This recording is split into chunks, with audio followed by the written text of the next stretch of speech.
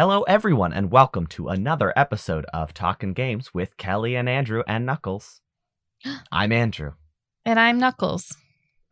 Kellie couldn't be with us today, sadly, but we have Knuckles to fill in the gap. Yeah. I really like looking for the Chaos Emeralds. That's you, Knuckles. This is a very special guest. We should have probably advertised this. It's psych. It's Kellie. Oh, what disappointment. I couldn't tell because my camera's off, so I didn't even know who I was talking to. I know. I bet I got you guys really good. Yeah. Well, speaking of Knuckles, since we don't have him today, sadly, let's hop right in. How about it? Let's do it. So, our boy, the Hedgehog Man himself, Sonic, has joined Minecraft. It's true. This is kind of cute. So, they add skins all the time. They have Mario skins. They have all the skins. I'm not even going to list them. Tons of video game icons have joined Minecraft. This one's special though, because it's not just a Sonic skin. It's a ton of Sonic characters and also a bunch of unique gameplay stuff, like a bunch of different gameplay styles. And it's just really interesting that this is not just some skin. This is a legitimate DLC pack, and I'm quite impressed. It's already out, so if you are interested in Minecraft and or Sonic the Hedgehog, I recommend going to check out the trailer. At the very least, check out the trailer because it's very cute and made me giggle a whole lot. It is cute. And it's like a celebration, right? 30 years of Sonic. 30 years. He's older than a lot of people. That's true. He's older than me. I wasn't going to say it, but... Well, somebody had to.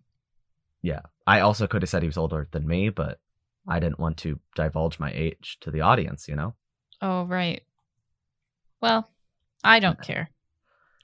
Didn't we establish that you're extremely old last week? Yeah. I'm actually, immortal, 600 years old, but... Oh. I'm perpetually trapped as a 20-something. 20. You almost revealed right there the age. I did. It was 20.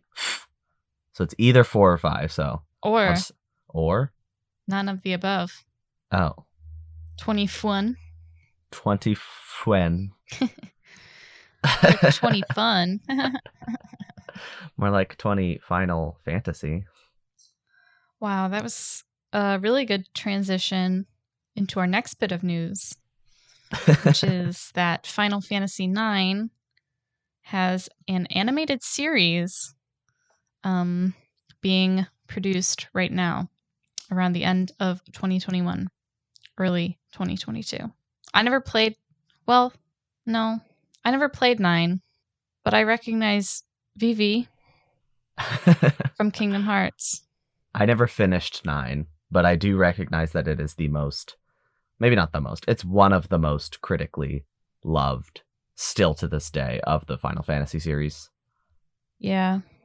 I like 6, 7, 8, 9. No, not 9. I'm sorry. 6, 7, 8. Those 3 were my... And then 10. So you just skipped 9. Yeah. Well, I feel like 9 didn't really get... Because 8 was Squall. Yeah. And Renoa.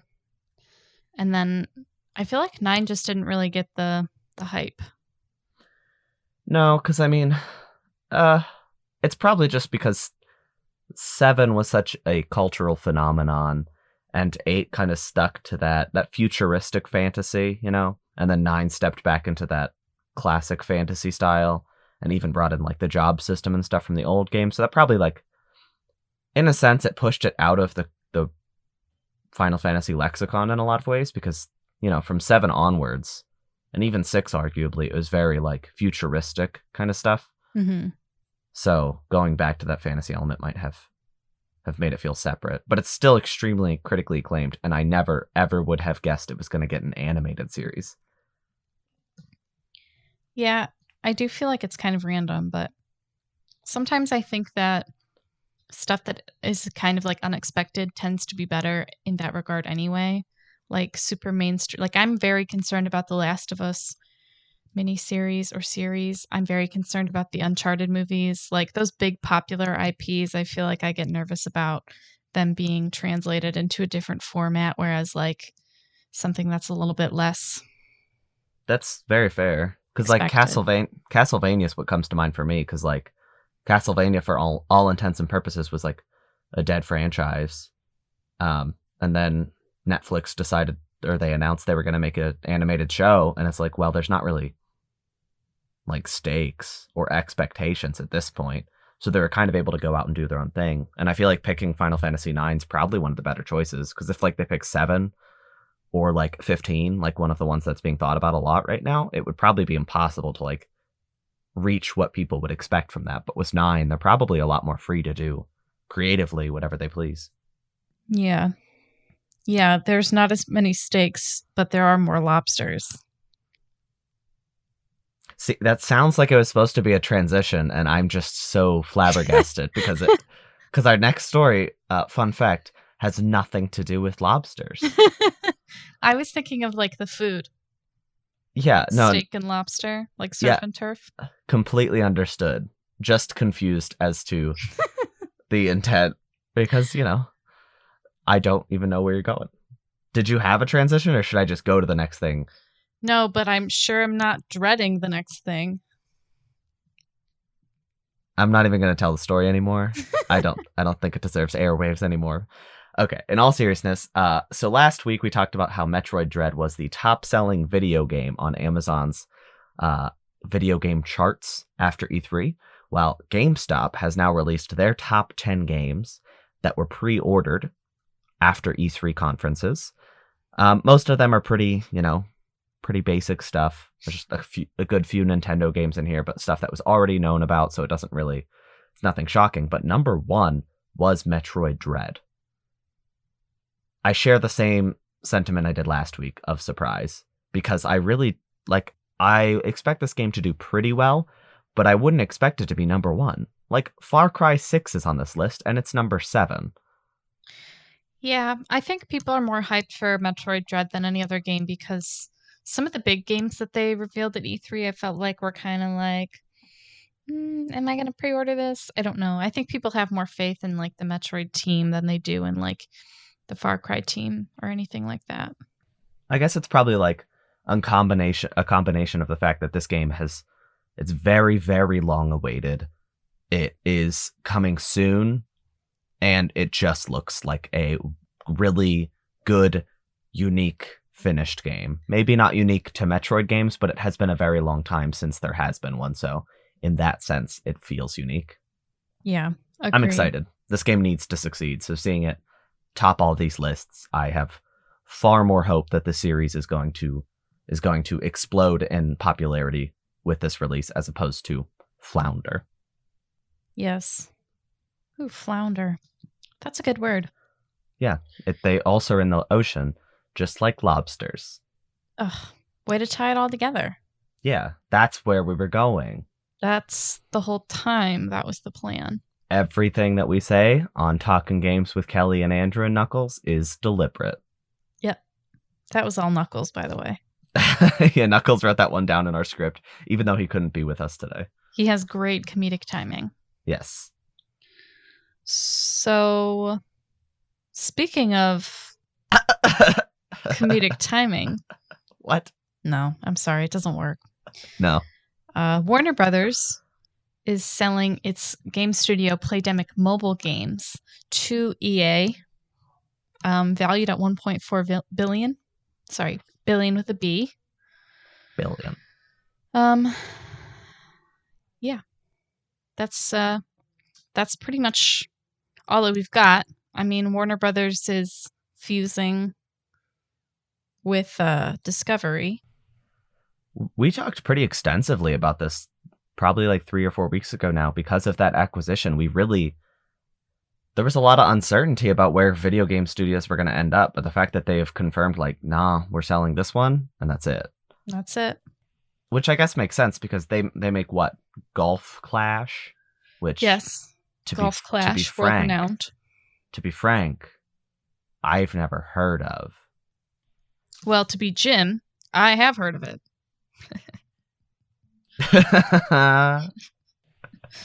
Sorry, I actually haven't. I have not heard of it. Oh. I just wanted to be contrarian.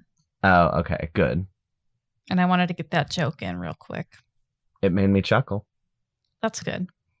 But anyway, it makes sense that, I mean, most of the other studios that they have work on Warner Brothers IP. Like, they work on, like, not Marvel. What am I saying? They work on DC video games. They work on Lord of the Rings video games. So it would make sense that they want to hold on to the studios that can, bring further value to those IPs. But at the same time, like, I really didn't expect Discovery to care about video games that much. But I guess they probably have some consultants that are like, no. You still want to keep these. Yeah. But I'm probably savvy enough to have that sort of guidance. By savvy, do you mean rich? Yeah. They are definitely rich enough. Yeah. Kellie, did you get COVID-19? Did I get it? Did you get COVID-19? I think I may have. Well, okay, not to be like indie, but I think I had it before it like blew up. I think I had it like the end of 2019, early 2020, because I went to the doctor because I was having a lot of lung issues and coughing issues. And she was like, oh, yeah, this was like January 2020. She was like, oh, yeah, we've had a ton of people come in with respiratory issues. And I was like, no biggie. And then like 2 months later, it was like, oh, that might have been me. I think maybe I had it and then it like spurned it. Maybe I'm oversharing, but I think I had it and then I think it might have like spurned into an infection because antibiotics made it go away. Oh. And then when I got the shot, the vaccine, I was really wiped out for the day after. But okay. It sounds like you probably did. And I have a theory about that, actually. Do you want to hear? What is your theory? I think you had out your cellular device and you were playing Pokemon GO. Mm-hmm. And that's what made you contract COVID-19. That's true. Do you think Mystic. My theory? Oh, okay. Well, okay. Hold on. That definitely enhances my theory. Wait, I don't know though.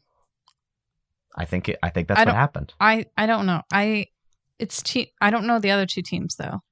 I'm on the other Valor? one and I don't remember. Valor and Mystic. No, you said Mystic. Mystic, yeah. Valor, Mystic, and was it Valor? The blue. Valor's yellow. Mm-hmm. Mystic is blue. Mystic is blue, yeah. And red is Valor. So yellow is something else. Yeah. So Pokemon anyway. Go gave me COVID. Yeah. So because Pokemon Go was giving so many people COVID, they decided during the pandemic to introduce some restrictions that made it actually easier for people to play. So you didn't have to go out of your house to get everything. You could get your buddy Pokemon would bring you some items still, and you could interact with different Pokestops and gyms without having to be as close. I actually was playing a ton of Pokemon Go at the heart of the pandemic, and these features were extremely nice because, like, I didn't want to go anywhere. And it's just nice that I was able to play, first of all, from home, which is impossible otherwise, and also to be able to, like, go to public places that are outside and not have to walk all close to it. Because, like, I play in places where a lot of people are playing, and if there's, like, a central Pokestop, everybody's going there. Everybody's going to the gym to fight this raid. It's nice that you didn't have to step nearly as close and be near people. But also a lot of these features, like not having to be as close or getting items automatically, really made this game more accessible to people with like physical disabilities or things restricting them from leaving the house as much. So it was pretty widely acclaimed, all of these things. People loved the fact that you could play Pokemon Go regardless of some restrictions in your life, Mm-hmm. Well, they're getting rid of them. They're bringing back Pokemon Go how it was. So they're going to start giving COVID again. People are going to get COVID from Pokemon Go. I shouldn't say that. That company's owned by Google, and they probably are scanning this episode to make sure I'm not speaking ill of them. Yeah, we're going to get removed off of Google Apple or Google Podcasts. I don't know why that took 3 tries when you said it correctly. First try. I don't know either. I was like, I knew it was Google, and then I was like, but maybe it's Apple. It's like, no, it's literally Google. The word Google got said like 3 times before you said that too. I'm doing my best, okay? But I think this is a bad thing, though. I think it's ridiculous. If these features were helping people, they could roll back some features, But the fact that this game became more accessible to people who have disabilities and such, I think they should just hold on to these things, Like, you could change some of the features back now that the world is largely going back to normal at some kind of pace. I think it's fair to make some changes, but like to just undo everything, I don't know. I think they should step back and take a closer look and realize that regardless of pandemic, they introduced things that were helping people, and people want to play this game, so why not let them? Right. I agree. It can't be a money thing because They're wouldn't it make rolling sense in for it. more people to be playing from their couches anyway or from their homes anyway? I mean, I don't know. It's just a little questionable to me. But I'm I'm not a with you. businessman, so I don't No, know. I mean neither of us are, but That's true. it's also Google, and they're making many, many, many, many millions of dollars. So I don't think that this will make a huge difference for them. That's why I'm extremely confused. Yeah. I don't get the needing to be close to Pokestops thing. I know. And Like, sometimes I feel like if you're not in a city, it's like really hard. well, yeah, like if you go to like a college campus and stuff, like some places are just difficult to get close to. Or Mhm. if you're playing like during a regular school day, even in the future, like there are places that are just busy that you don't want to get near, especially because people are going to maintain a lot of caution in their lives. So Right.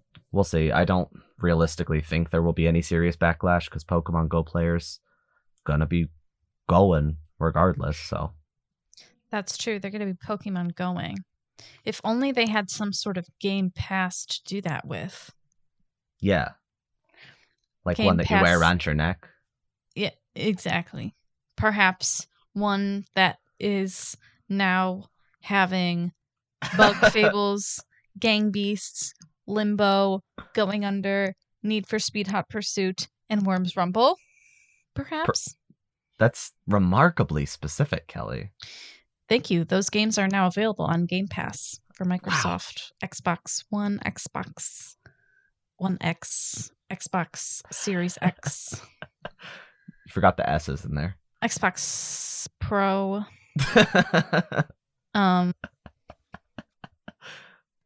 That's all I have to say. I played Limbo a long time ago when it came out. I haven't. I'm going to play it soon once it launches. I believe it's launching in a couple days here. It's kind of spooky. I mean, I played Inside and loved it, so like I'm excited to go back to play Dead's earlier game. Limbo kind of reminds me of Little Nightmares. They're like the same style almost. Not style, but they're the same like creepy, you're very tiny. You're very tiny. The world is very big and scary.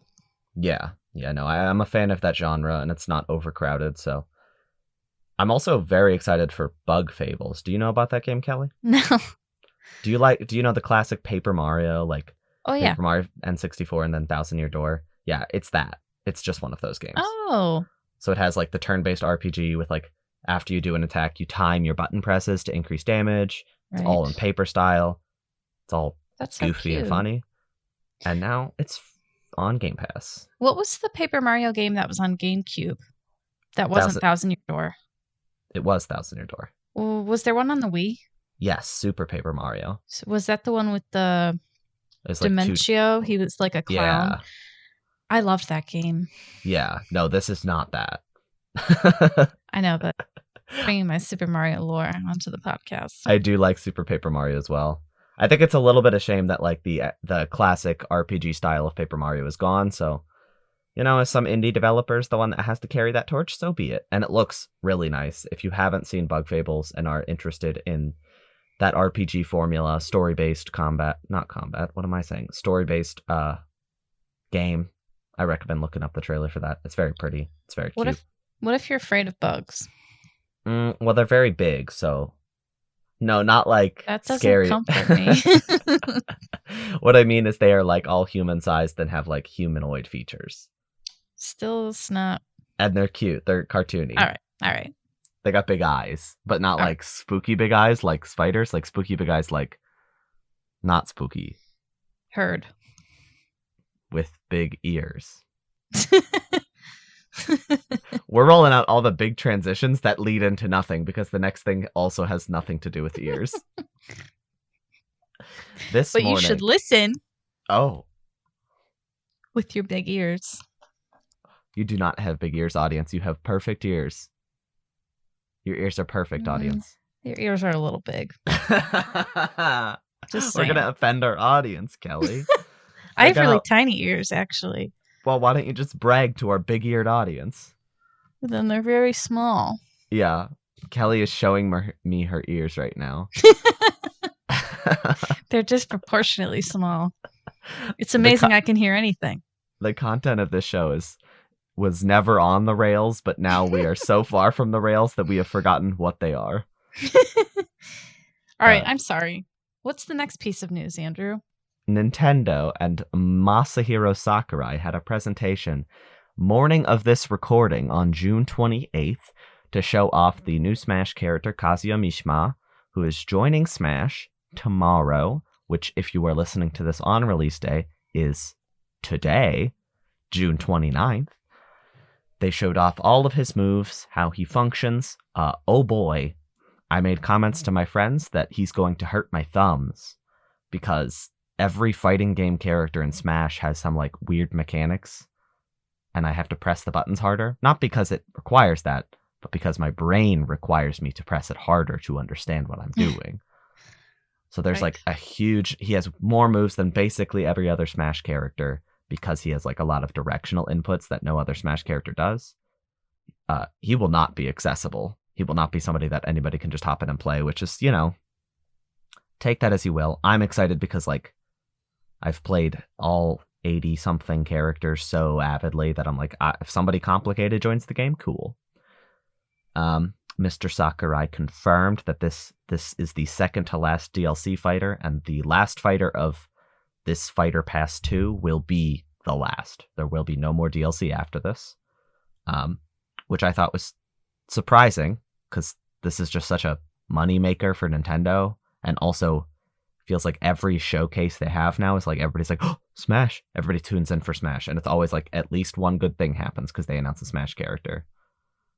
But yeah, I imagine it's getting hard to balance the game though. Oh yeah, I can't even imagine. But I'm very excited for this character. I'm a moderate Tekken fan, far from experienced, but it'll be exciting to see somebody from that series joining. They showed off an amiibo for Min Min, who was the first character of Fighter Pass 2. That is coming in 2022. It looks so cute. I mean, I just think Min Min's cute, but that amiibo looks really nice. And they're getting like too good at making amiibos, and now they just look like the character models, like printed in real life. Like, do you remember like the 2014 Wave 1 amiibos that looked like Link looked like his hair was like one putty mush on his head? Yeah, they looked like toys that you would find in the toy aisle of Target or Walmart. Oh, that's a good example because they have a lot of like weird faced figures there. Yeah, the painting is not quite right. Like one of the eyes is like over here, and there's slightly like lower. A little bit of yellow hair, like the paint from the yellow hair, like on the forehead. Yeah, that's what they used to be like. Yeah, something's just not happening correctly there. And now they all look impeccable, and it's kind of ridiculous how good they look. Yeah, they're like figures now. Yeah, but that's coming 2022. Presumably, the rest of this Fighter's Pass, which includes Sephiroth, Kazuya Mishima, Pyra and Mithra, whoever the sixth one is, and then, of course, the most complicated design and most exciting character, Steve from Minecraft. Woo! I'm going to buy 3 of those. Steve! Woo! And then, Oh! That's my Steve impression. You can cut that out. I won't. No, I'm going to actually turn up the volume so loud that it hurts it's going to hurt our audience's big ears. Oh, I think they're getting better. They are. No, I'm glad that we are continuing this. Yes. Anyway, they ended off the show by showing off the new Mii Fighter skins. Usually you expect some Mii Fighters based on the series being represented in the DLC, so I expected a bunch of Tekken fighters, and we did not get that. We instead got Lloyd Irving from Tales of Symphonia, who was in the Wii U version, so that was by far the least surprising. We got the Dragonborn from Elder Scrolls V Skyrim. We got Shantae from Shantae, which are all a little bit disappointing because that means that they will not be fighters. So, and then most disappointingly for me, because this was my number one hope for a character in Smash, Dante from Devil May Cry will be added as a Mii Fighter costume. Boo! Yeah. How could they do this? I mean, we don't know who this last character is going to be, because that's really going to tell us, like, you know, if it's some, like, dud, then we're really going to be like, well, why didn't you use Dante? Why'd you make him a Mii Fighter? But I guess I'm glad he's in the game in any capacity, as with Shantae and Skyrim Boy. But more like the Stinky Born. P.U. Why? I don't know. Because they don't have showers in Skyrim, probably. Probably, yeah. It's a very reasonable thing to assume, actually. I'll use my Nern Root soap. That's what they do. Oh. Yep. Well, he's going to be the stinkiest Smash character. Actually, that's probably not true. I feel like Bowser's pretty stinky. Here's what we're going to do. And I'm not talking about the president of Nintendo North America. No, he looks like he smells very good, actually. Not like a creepy way, just like he... Not a creepy way, I promise. Mine's in a creepy way. Oh. My sentiment. Oh. Well, here's what we're going to do, Kelly, because we have a little extra time today, and this is something I just decided now. Mm-hmm. We're going to go to this page that I've shared with you. Okay. Which is the list of all characters in Super Smash Brothers. Yes. And we're going to very, very quickly go down. We're going to start at 1. And we're going to go speed round, okay? So I'm going to say the name, and you're going to tell me how much they stink out of 10. Okay. Okay, you ready? Yes. Mario. 3. Donkey Kong. 10. Wait, Link. 10's the stinkiest, right? Yes. Yeah, there can only be one 10, actually. What?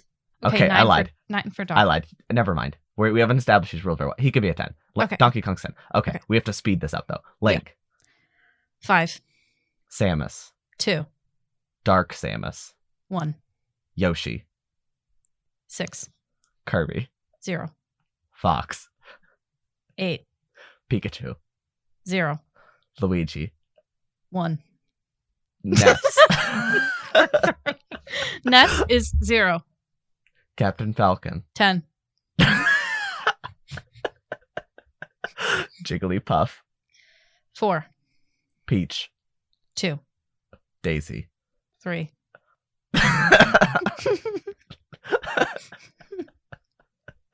Bowser. 10. Ice Climbers. 7. Wow. Sheik. 0. Zelda. 0. Dr. Mario. 5. Pichu. 2. Falco. 9. Marth. 1. Lucina. 0.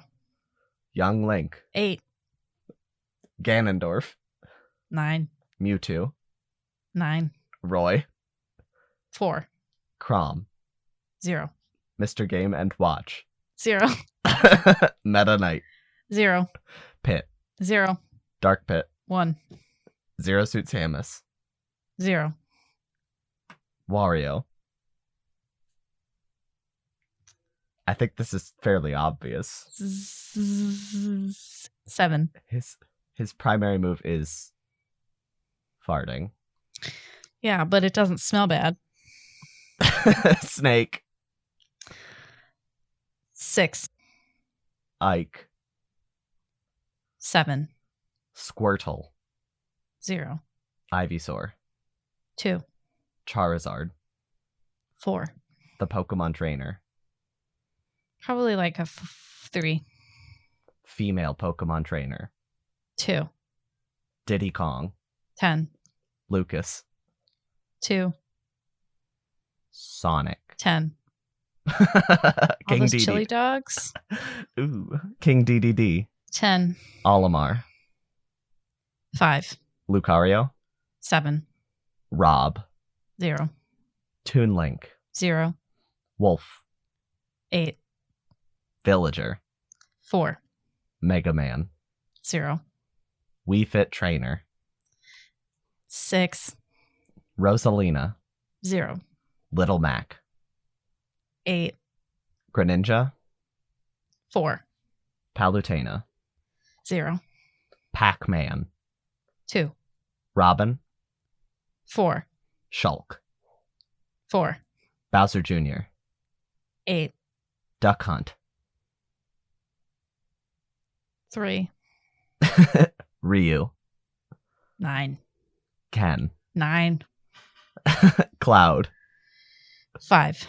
Corrin. 6. Lady Corrin. 6. Bayonetta. 0. Yeah. Inkling. 4. Ridley. 10. Simon Belmont. 7. Richter Belmont. 7. King K. Rool. 2. Wow. That might be the most surprising one so far. King K. Rool has good cleanliness. Isabel. 0. Incineroar. 8. Piranha Plant. 5. Joker. 1. Dragon Quest Hero. 1. Banjo and Kazooie. 8. Terry. 9. Byleth. 3. Lady Byleth. 4. She's a stinky girl. Min Min. Sorry. I'm not cutting it.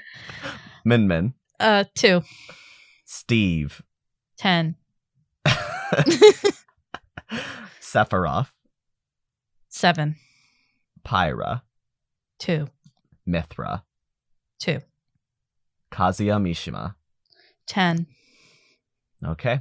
That has been the 81 Smash characters. 81 have been rated for their smelliness. I'm pretty sure we're the only ones who have done that. I'm pretty sure you're right. Like, the internet's a big place, but I have this feeling. Me too. So you're probably pretty tired, Kelly, but I don't care. So tell me tell me what you've been playing this week, Kelly. So, excuse me. I've been drinking some McDonald's Sprite, so it's very crisp. So this week I've been playing Mass Effect Andromeda still on PC now. So I basically just started a new playthrough on PC and just got caught up to where I was and then, surpassed that. The nice thing about playing on PC is I've been using mods, which I do think improve the game a lot in terms of just quality of life stuff. And I like the mods where you can change your companion's appearances and change your own appearance a little bit more just to make it a little bit more customizable. But that's really the case with any game for me. I like mods a lot. As I play it on the PC and as I take more time with it than I did when I first played it when it launched in 2017, I'm really enjoying it just because I feel like I am taking my time and I'm ignoring the stuff because sometimes with games, I like to really do everything that I can. But with this one, there's a lot of just tedious tasks.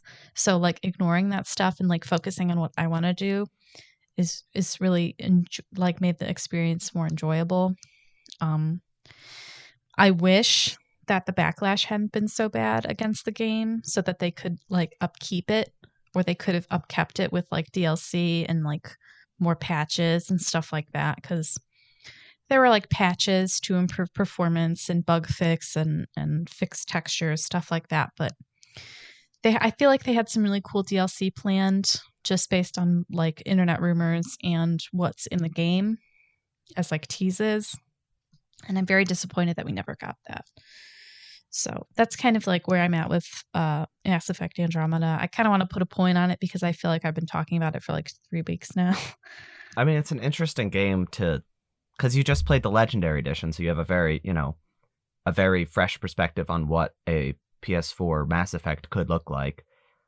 And going back to that game, that I feel like all of the, or at least a vast majority of the negativity has kind of faded on. You can look at it with fresh eyes, because when you first played it, it was like difficult to even discuss it without, being bombarded with all this negativity, which, EA earned that negativity, but then the internet was just incapable of even discussing the game because of it. Right. Agreed. It's really unfortunate because I think if a lot of people went back and played it now, in the state that it's in now, they would probably enjoy themselves. I think what is disappointing is it did feel like there was a setup to another, like to a sequel for Andromeda. It feels Which like will that not was happen, right? right. And I feel like that was set up quite nicely, but because of all the backlash, that didn't happen, which I like to sort of compare it to, and this is kind of a hard comparison to make because the original trilogy had already happened.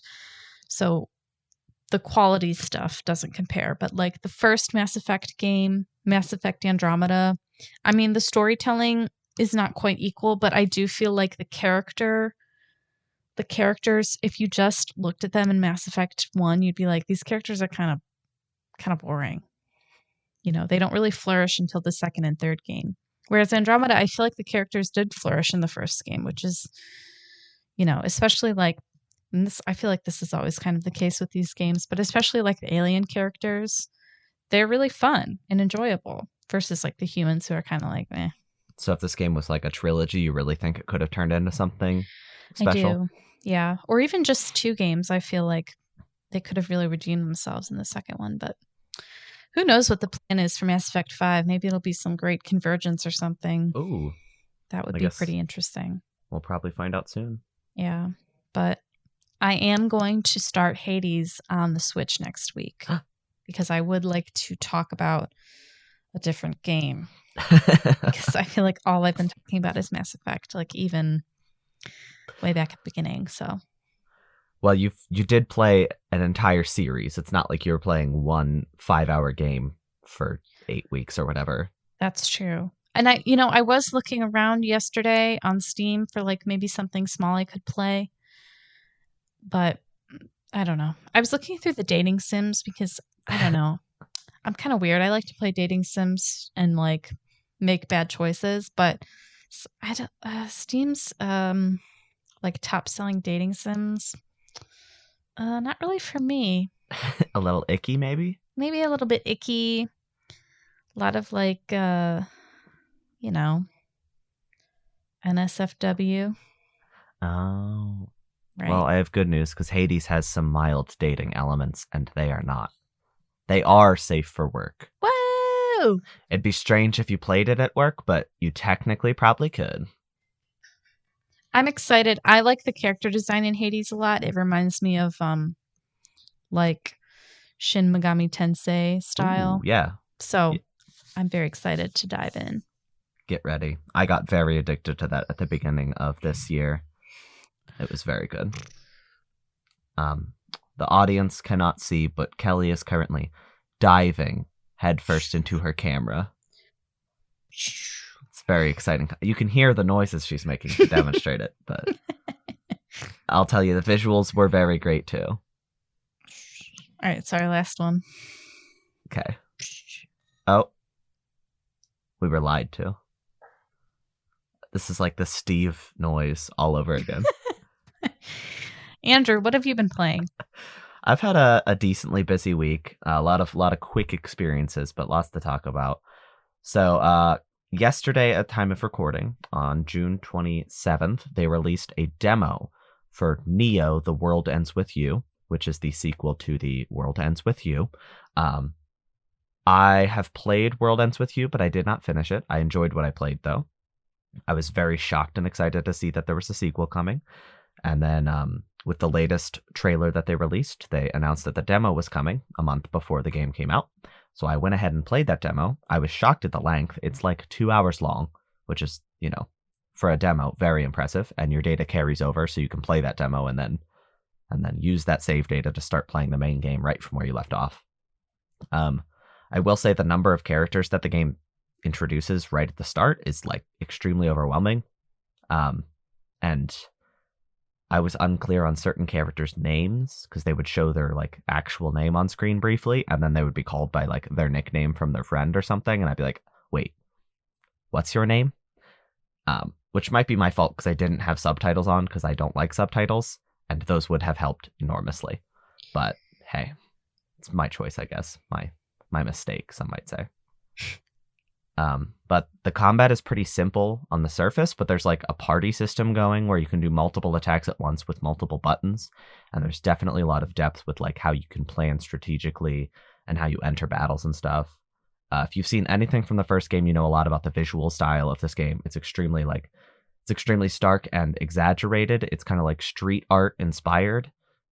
So like an anime combination with like graffiti art. It's very gorgeous to look at. And this game is definitely a huge step up from the Nintendo DS game.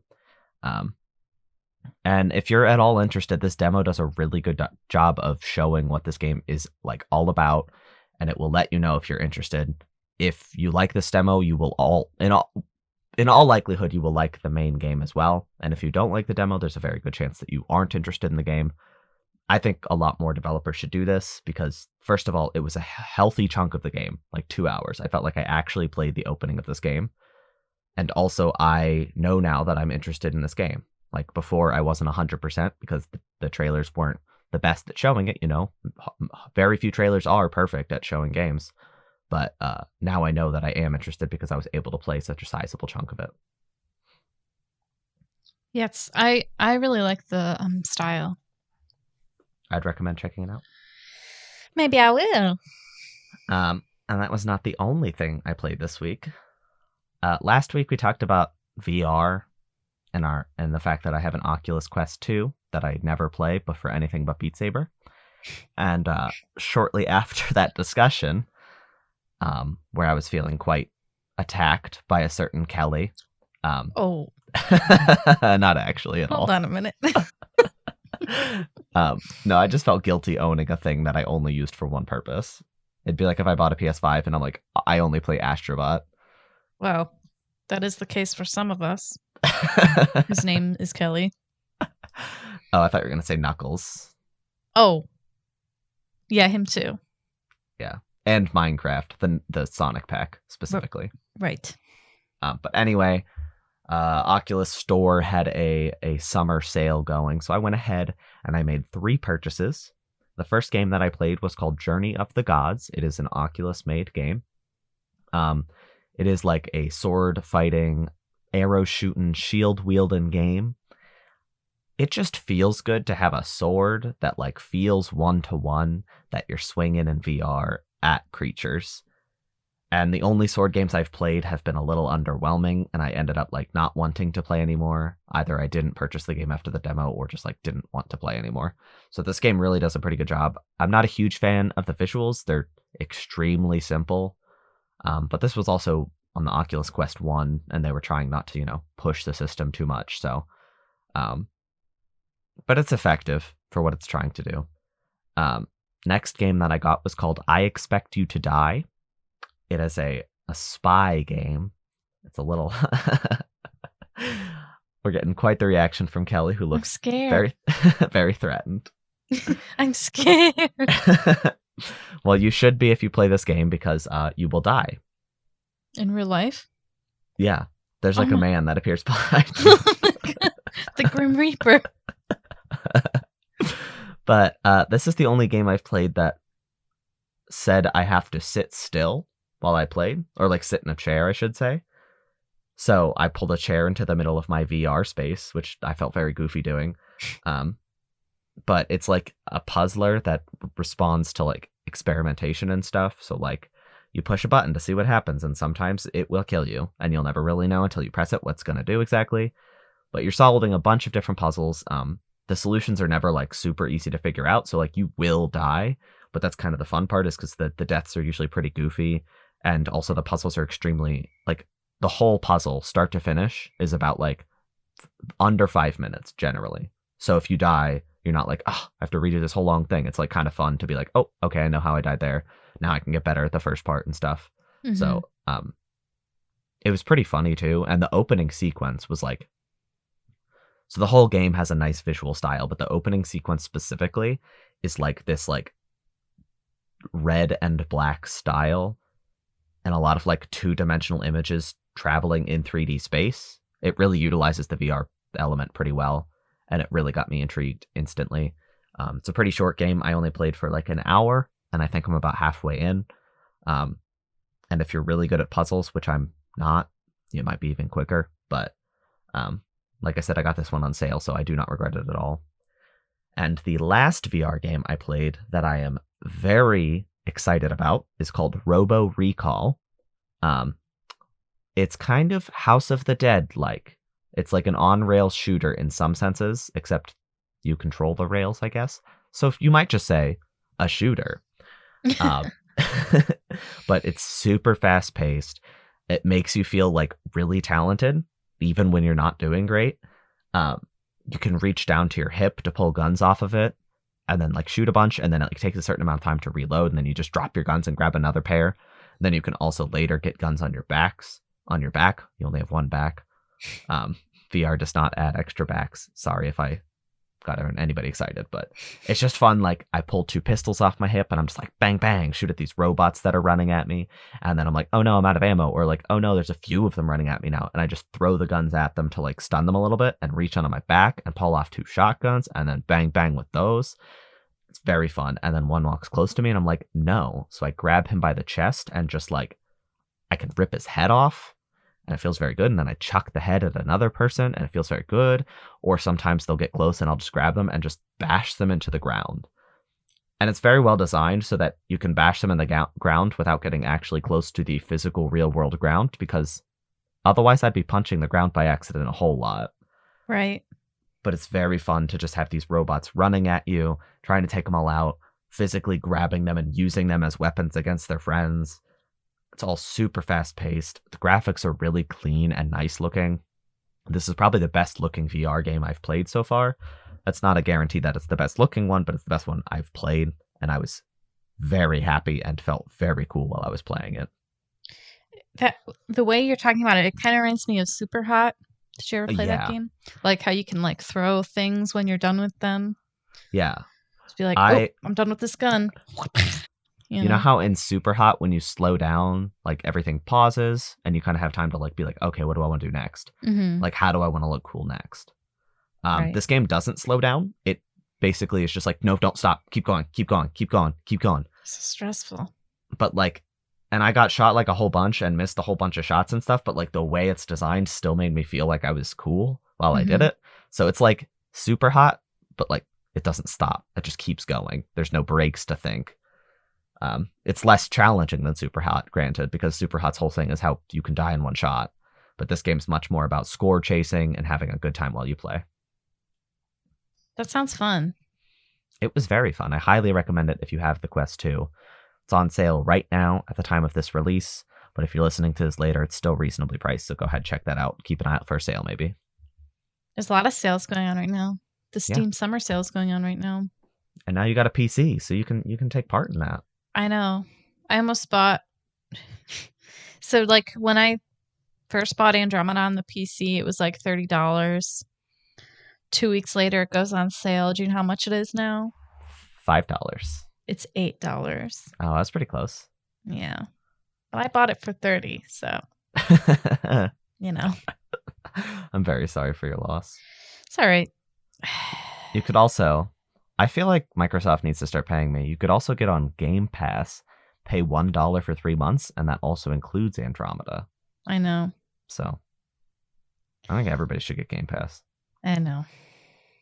I'm just chilling for Microsoft. I got my Xbox, my first Microsoft product ever, Microsoft video game product, I should say, less than a year ago, and now I'm just like, this is the best. Everybody needs this. I know Master Chief has his like gun to your head, and he's like behind the screen. You guys can't see it right now, but Andrew's being threatened by Master Chief as we speak. Don't worry, I'll crop it into the thumbnail. I'm not going to because that sounds quite challenging. Actually, Right. maybe we'll see. You'll know, audience, because it either will be there or it won't. Look down at your phone and you'll find out very, very quickly. Right. The answer will be clear very soon. Yes. Well, that's been another episode of Talking Games. It was a good one. It went directions I don't think we expected. It was a smelly one.